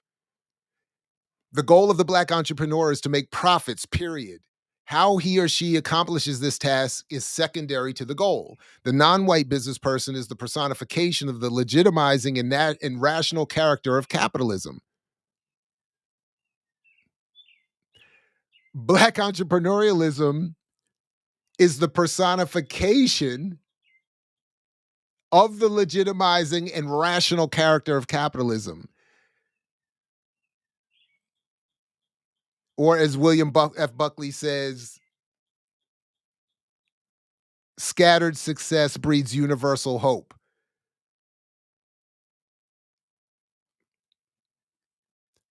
For white corporations, the Black entrepreneur, he or she, serves to perpetuate the illusion that anyone can make it within the existing socioeconomic order if only he or she works sufficiently at it. For the state, the Black entrepreneur represents the role model of proper civic behavior that the unruly and unproductive Black masses should follow. And again, it's incredibly bars. Now listen, that's called my boy. You know nothing about that. Now listen, And that contradiction. And that's the contradiction that we get stuck on. It's in some ways, and I do mean to be hyperbolic here, a parallel of what we were talking about earlier on Saturdays with Renee over on Black Liberation Media with Jared Ware of Millennials Killer Capitalism, fire show. It's a parallel of that discussion, of that contradiction that cannot be resolved by Harvard reports, 600 pages of Harvard reports, that for the Zionist, Israel is salvation, and for the Palestinian, it is genocide. That contradiction, it is what John Oliver Killen said of the United States. For the ever-present contradiction is that for the white settler, the United States was their salvation. For the African, it was slavery. So the way to try to correct that for the state is to say, we know that contradiction is going to continue, because as again, Harold Laswell taught in terms of propaganda, the conditions aren't going to change, only the attitude people have about those conditions. So to change the attitude, you have to evolve a Black entrepreneur and an entrepreneurial narrative that is used by the state to say this is the kind of struggle we want. And for capitalism, it becomes the anyone can make it. It becomes, you're not mad at the billionaire, you're not mad at the corporate monopolization of our society. You are envious. You are desirous and feel like we can get there. All we have to do is get our financial literacy together. Profits can be made by extorting Black consumers via Black nationalist appeals to buy Black. Something Marable elaborates upon, obviously, in this chapter. But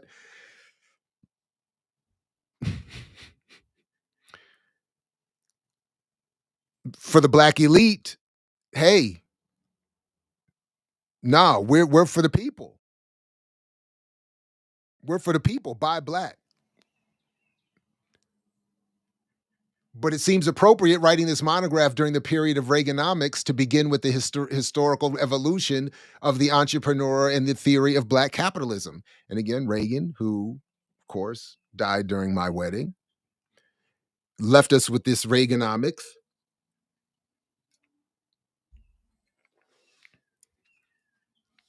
So, of course, this chapter's, mid to late 80s.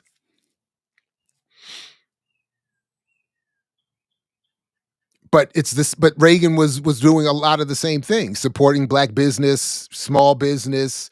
He was an extension of the Nixonian plan. For these leaders and the majority of Black political organizations of the last 100 years, Black capitalism connotes several key concepts: the accumulation of capital by individual Black entrepreneurs, strategies designed to maintain Black control over the Black consumer market in the U.S., collective programs to improve the economic condition of all Blacks within the overall framework of the U.S. capitalism. Beneath all of this is a theory of development rooted in the often unchallenged assumption that U.S. capitalism is not structurally racist and that the devastated condition of most blacks throughout history could be alleviated through the acceleration of capital accumulation in the hands of a small number of blacks. And we're relatively still getting the same thing. And as I was pointing out earlier, they're even happy to help sponsor museums for the poors and the regulars to go get inspired.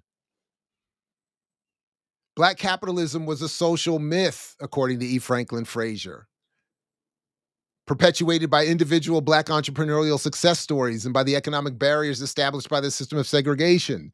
The contemporary renaissance of the Black capitalist programs and ideology, fostered partially by the Reagan administration, again, my wedding, and the emergence of a political conservative sector of the Black elite.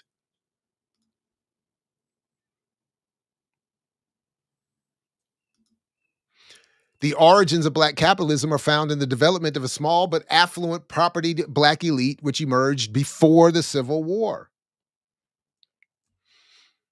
And he details some of this history. That is, it oddly all comes back to service to whites, because before the Civil War, Black entrepreneurs all were working for white people who were happy to have Black people do these little bits of jobs for them. After the Civil War, the Black entrepreneurial class freed, relatively speaking, from the bonds of their white consumer base, who went on to support white businesses doing those things, turned to their own constituents. So that's where you get the Black bourgeois or business class targeting Black consumers, but all still requiring, if there was going to be evolution or of that business, white investment. So you either stay small and Black exclusive, or if you want to grow in terms of particularly today, but certainly whenever, if you wanted to grow beyond a certain point, you either needed white public policy support, the legality of it, or the social structure that would not come and destroy it, or you would need white investment, white capital, white. So either way,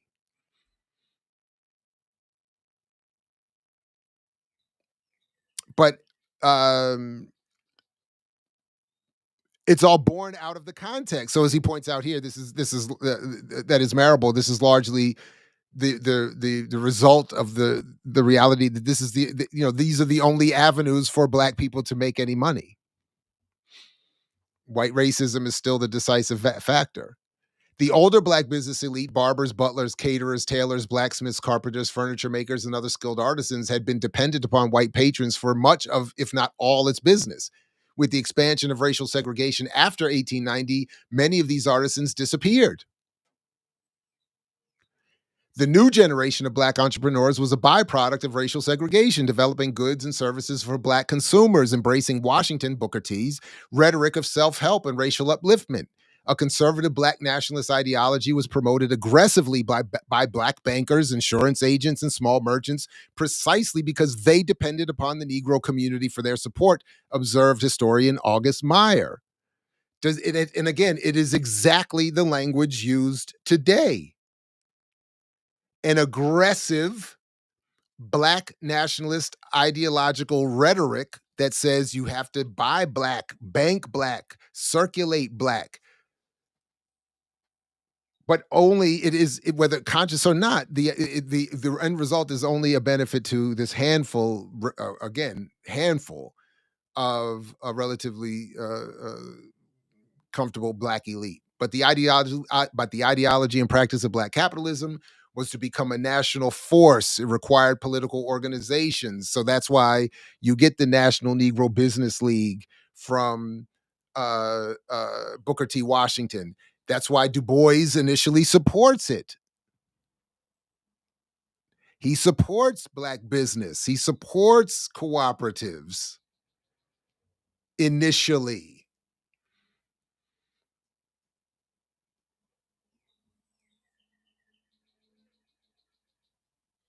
But then as becomes central to my own argument, unfortunately, what ends up happening is that it's a lot of this ends up being supported by the black press. That and here this is where you start getting what by today is that incestuous relationship where the black press, which targets black consumers for subscribers, wants to promote itself and needs advertising. Where do they go for advertising? The black business community. The black business community needs the advertising to drum up business. And then in each case, there becomes the mutual benefit of, well, for each of them, they benefit mutually off of the promotion of buying power, of the potential of the black dollar, and both struggle as each is targeting an overwhelmingly black and poor audience. So ultimately, for all of them to survive, especially today, back to my initial point, you are back to the point of needing white investment for business and white advertising for the press. The black press collects white advertising dollars to promote white-owned products. To a lesser extent, it will do that for black ownership, which is not much. The goal in each case is to promote. The businesses want to promote their products, but they also want to promote the as Marable points out, the ethic that this is the only proper civic approach to your condition. And the black press wants to promote buying power and black capitalism more broadly as a way to attract that white corporate money. And it's just, and then the black masses are left just as poor or worsening, and that much less informed about how the economy works.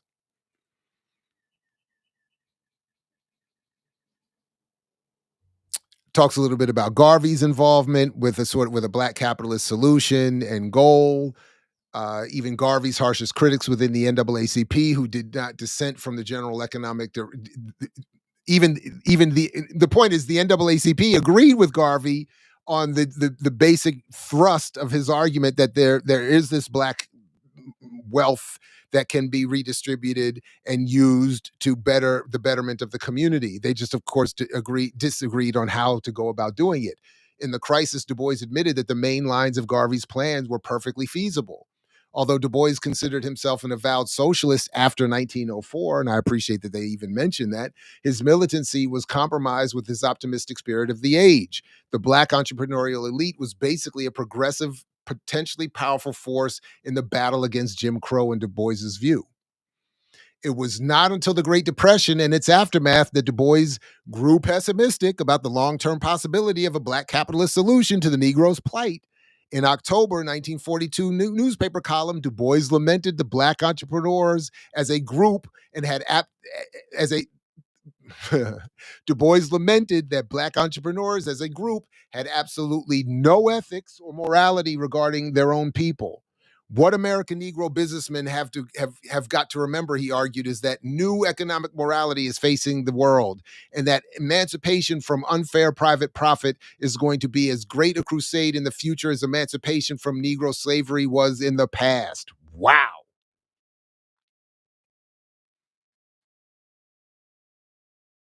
Wow.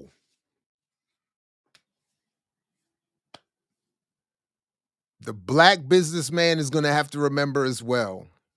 The black bourgeoisie are going to have to remember as well that we are going to have to emancipate ourselves as much from unfair private profit as we had in the past to emancipate ourselves from slavery. That's bars. Now, here's where we get to where I was saying about the prediction. As Marable goes through some of the details of the numbers and and how the relative success of of black business, and the impact of the Depression on black business and black banking, which would have been an interesting also component for sinners to consider. Thousands of other black businesses also went bankrupt during the Great Depression. For survivors, many managed by illegal means. And here's the prediction of sinners. Because this I believe was written in I'll double check, but in the late 80s. For the survivors, many managed by illegal means, that is, black businesses. In Chicago, for example, about 1/4 of all black firms by the late 1930s were owned or controlled by policy syndicates, the numbers, daily lotteries.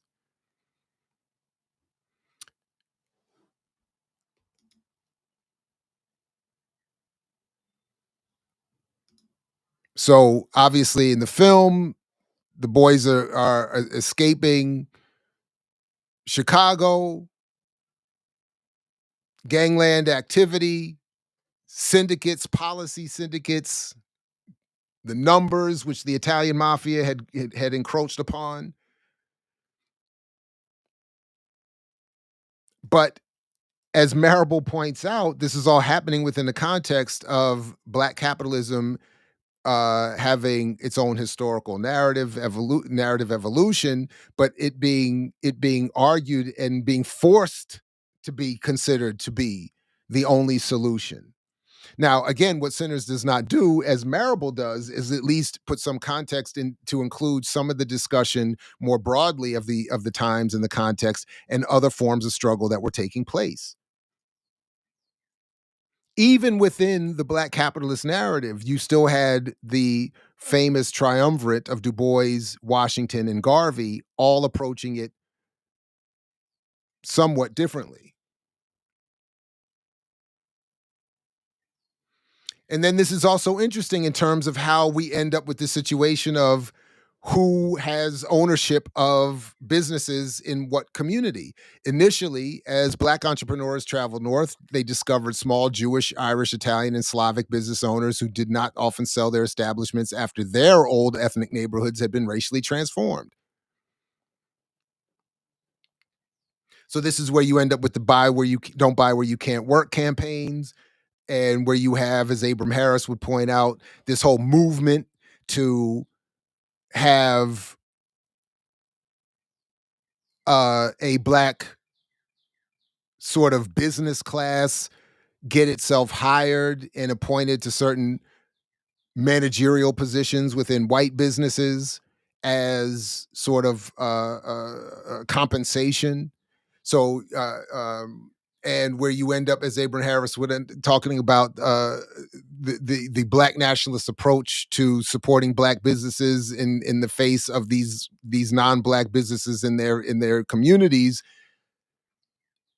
being taken advantage of by, as Harris said, that a black nationalist oriented strategy would serve further to widen the breach between white and black labor, because instead of, and this is a point I've been, bringing up a minute now since reading it from Harris, is that by encouraging black people to engage strictly on the basis of race, all you do is create a black bourgeoisie. And the black labor force, the majority of whom are not going to be managers, business owners, et cetera, who should be benefiting from the improved labor conditions of all workers, are removed from all of that, are encouraged to not engage any of that, because they're being told strictly to focus on their support of a black business community. The aspiring black petty capitalists profited from this racial discontent. The closing of a single Jewish grocery store in a small black neighborhood potentially meant thousands of dollars in added gross receipts to struggling black entrepreneurs. Denied equal competition with whites in higher positions of the capitalist setup and thwarted in its ambition to develop a miniature capitalism within its own segregated racial domain, the Negro middle class is being driven into a position of extreme racial chauvinism toward other minorities, Harris wrote in 1936. What do we see happening right now? A recurrence of this as a black bourgeoisie, or a desirous, that reverse hashtag community, black conservatives, they all are using a conservative, narrow, reactionary nationalism and nationalist language to target other so-called minorities but only in service of their own desire to develop a miniature capitalism within which they can be the beneficiaries. And again, as Harris said, if there is exploitation of the black masses in Harlem, the Negro businessman participates in it as well as the Jew, while both the Jewish businessman and the Negro are governed by higher forces that are beyond their control. But we're not allowed to have that conversation when the black bourgeoisie captures it into some narrow nationalist conversation that gets everybody just to want to focus on the scattered success that breeds universal hope. And then, much like has been argued of a lot of these reactionary movements, we're reminded here by Marable that it was Andrew Carnegie that supported Booker T. Washington's National Negro Business League. In the same way Richard Nixon supported black capitalism a few generations later. The general pattern of U.S. black business today still reveals a systematic underdevelopment, a paucity of capital and employees that extends across geographical and regional boundaries. Black business communities are weakest in cities where no legal Jim Crow barriers have existed for a century or more, and more blacks comprise a relatively small segment of the total metropolitan population. So again, the fantasy around a segregated society is in part aided by black businesses. Again, this is not some call for some fantasy around integration, but it's to point out that segregation was not a solution really any more than integration is a solution to a problem of capitalism, white supremacy, colonialism, etc.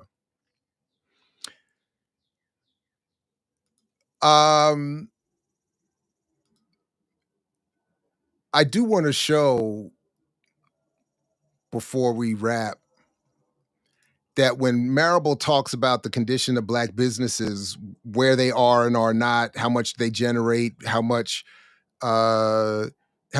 people they employ, and all of that, it mirrors so much of what is still in existence today.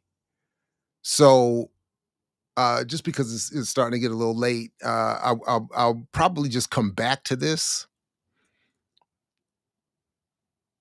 In fact, what I'll do is I'll come back to this chapter another time because there's more to it, and I don't want to just rush through it. But I do want to show before we start to close that from the Pew Research Center from earlier this year, look at black-owned businesses. They parallel a lot of what Marable is saying was the case historically, and at the time he was writing in the late 80s. And in fact, let me double check that real quick too. Let's see. Yeah, 1983 is when that book was published. But today, black-owned businesses accounted for just 1% of the gross revenue of all classifiable companies from 2022, where they were last checked. Black-owned firms' gross revenue soared by 66%. But it's still, you can see even after the growth, firms owned versus white owned, revenues 1.2%, 91.6% white in terms of businesses. So about 3% of all U.S. businesses are black owned in 2022. Only 1.2% of the national revenues they're generated by those businesses. 91.6% by white.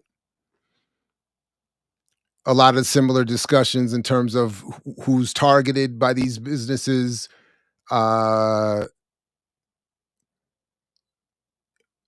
71% of black-owned firms had 1 to 9 employees in 2022, which is up a bit from what Marable was looking at, but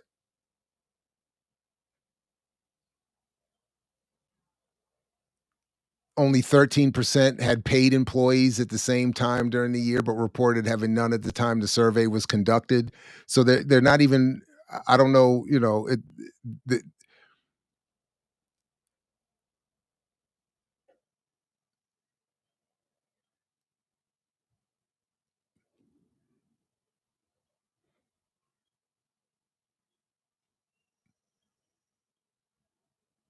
Black-owned businesses with 50 or more employees is only 3%. So they're very small. And again, so just in terms of how the businesses are doing, there's been little meaningful change since post-Civil War. But yet the narrative continues to grow. So I'm going to come back to that. I don't want to rush the rest of that chapter, and there's still a number of important points to make from it. But yeah, if there are any, forgive me, I don't have time to do full, let's have discussions and hang out tonight. But if there are any quick comments, questions, queries, conundrums, catechisms, cacophony, calumny, consternation, contemplation, condemnation, please recycle them. I know it is there are some the restream thing don't really allow for it.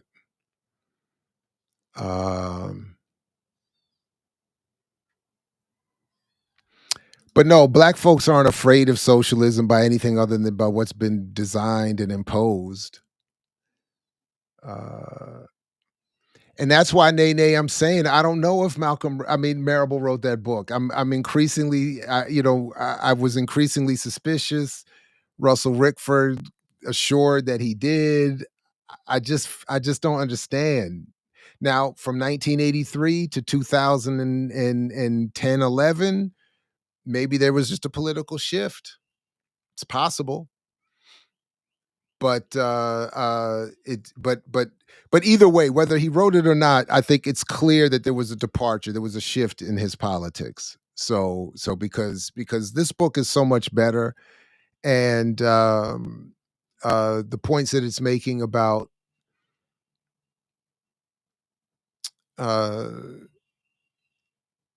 even John Hope Bryant's Operation Hope is prefigured by something Marable talks about here called the Economic Resource Corporation, which was, again, it's another mechanism of having Black fronted operations bringing white money bringing Black money into white institutions or white backed institutions,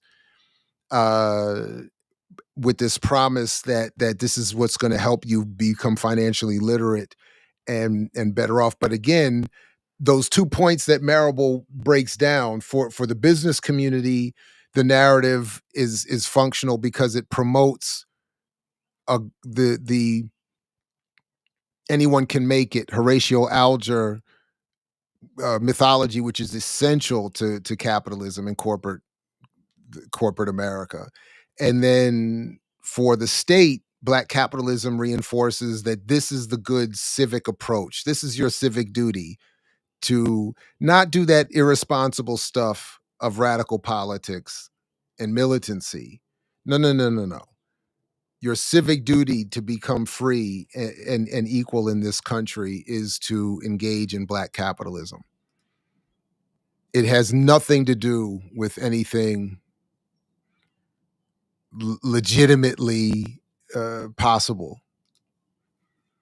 Dr. Ball, what is your best guess to what shifted Marable's politics? I really don't know. And I don't even know that they were shifted per se. Publicly, I admit I don't really like to speculate on that stuff. I like to, that's fun when folks are sitting around a campfire, drinking soda pops, roasting marshmallows. But using his own argument, what causes any of us to become more conservative politically is the structure. It would be capitalism. It is colonialism. It is a number of other things associated with that. That would be where I would start with the speculation. And I keep going back to the 12 Angry Men thing, where the old man is speaking about another old man and says, as we get older, we want that one last bit of relevance. And we will even concoct stories to tell the jury so that we can be seen as relevant and important. And maybe it's that too. I feel a little bit of that. I admit that. I feel a little bit of that. And I'm nowhere at the level of a Marable as a scholar. So, but this, you get a little older, you're feeling like, wow, you know, man, I would really like to be relevant. I don't feel like I made my mark. I need to, and there is, so but I don't know. I honestly don't know. You know, you see people that you have an unofficial competition with shining and having these careers, and you're thinking, mine didn't quite get there. And even at the level of Marable, maybe he's looking at someone. I honestly don't know. I really don't know. Or maybe it was just, I don't know. Maybe it was nothing. I don't know. But I think, and again, I encourage people not to take my word for it. You can listen to a little bit of what Dr. Burroughs has said and written about this in our work and elsewhere, or just look for yourself. But I think when you read Marable's older work versus the framing he puts on the Malcolm X book, it's a pretty stark difference. And then say, you're right. And Abram Harris apparently went the same way and ended up much more of a conservative.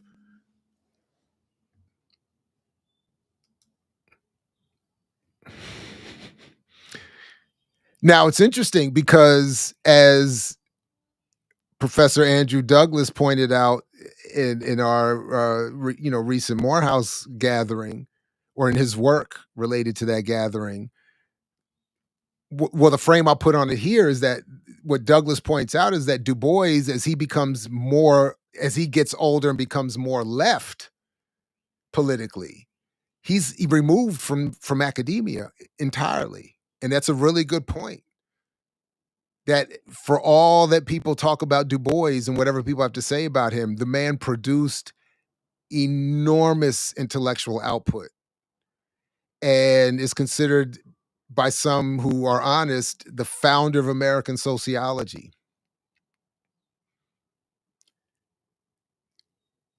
Didn't have a job in academia.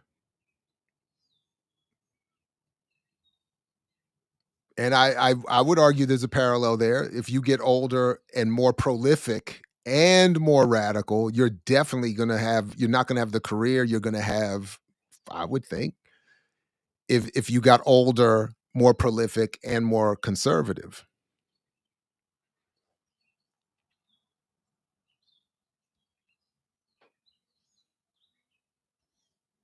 Yeah, if you got to know him, Nene, through the Malcolm X book, then yeah, and again, for some of us, again, I keep saying this, we were waiting for years for Marable to do that book.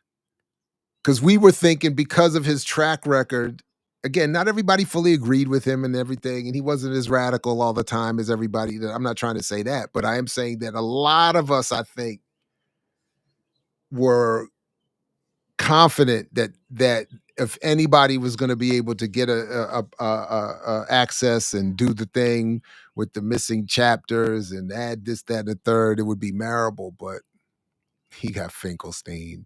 I don't know about all that. I don't know. And that's also a fact, Josh. The true history of Black studies is rooted in the community, not the academy. And it's going to have to stay there because it's not going to. That's the academy's not going to.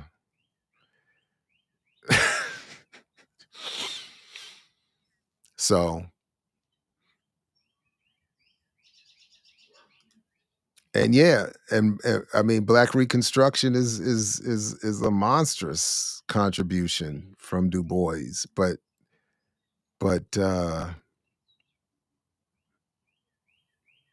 Norm X Finkelstein, that's funny. Yeah, my interview with him was wild. It was wild. It was wild. That one gets as much hate as the Sinners video.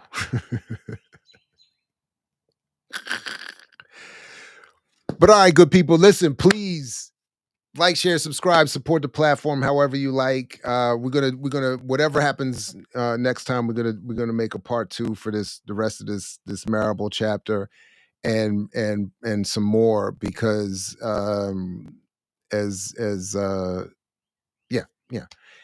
but also please make sure you check out Saturdays with Renee over on Black Liberation Media. Remember, again, May 14th at 2 p.m. On the Patreon at Black Liberation Media, we will have the full review crew plus special guests. All right. So please make sure you join the Patreon over there. And you are on hand May 14th at 2 p.m. where sinners will be judged. The full review crew plus all-star guest appearances. All right. So please check that out as well. All right, good people. This has been another fun evening. Oh, man, it's bedtime.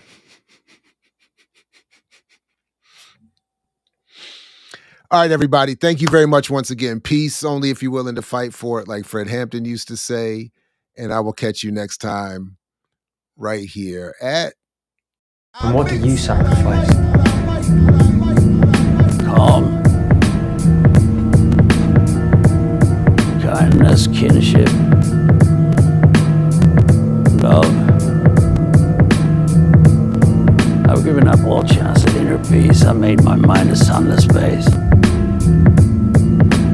I share my dreams with ghosts. I wake up every day to an equation I wrote 15 years ago for which there's only one conclusion.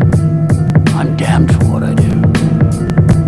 My anger, my ego, my unwillingness to yield, my eagerness to fight has set me on a path from which there's no escape. I yearn to be a savior against injustice without contemplating the cost, and by the time I look down, there's no longer any ground beneath my feet. What is my sacrifice? I'm condemned to use the tools of my enemy to defeat them. I burn my decency for someone else's future. I burn my life to make a sunrise that I know I'll never see. Now, the ego that started this fight will never have a mirror or an audience or the light of gratitude. So what do I sacrifice? Everything, everything, everything, everything. I mix what I like, what I like, what I like, what I like, what I like.